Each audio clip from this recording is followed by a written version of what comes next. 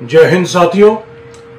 Congress party और हमारे न्याय योद्धा राहुल गांधी जी लगातार बहुत ही मुखर तरीके से जातिगत जनगणना कराने की मांग उठा रहे थे। लोकसभा में उन्होंने कहा था कि जातिगत जनगणना करवा कर रहेंगे और इसी सदन के अंदर इसको पास भी करवा कर रहेंगे।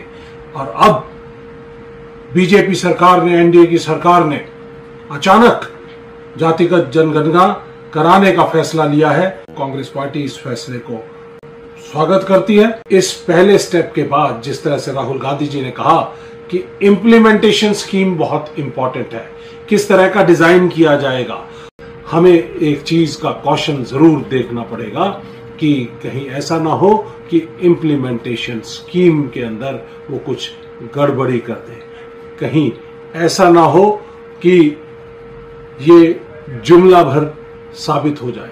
इसलिए बड़ा जरूरी है कि इसकी जो टाइमलाइंस हैं वो सही होनी चाहिए, डिसीजन मेकिंग सही होनी चाहिए।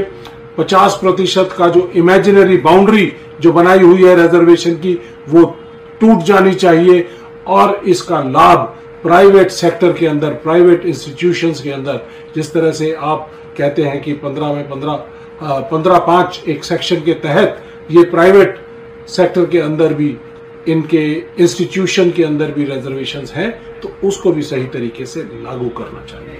तो ये राहुल जी, बहुत बहुत धन्यवाद आपकी इस लड़ाई के लिए। हम लोग आपके साथ हैं। आपने लोकसभा चुनाव में 3 बड़े मुद्दे जो देश की दिशा और दशा को तय करेंगे उनको उठाने का काम किया। संविधान को बचाने की लड़ाई, जिसमें बीजेपी कहती थी 400 पार और वो संविधान बदलना चाहते थे, उसको आपने रोकने का काम किया है। उस संघर्ष के लिए आपको धन्यवाद। आपने बीजेपी को जातिगत जनगणना कराने के लिए मजबूर कर दिया है, उसके लिए बहुत बहुत धन्यवाद।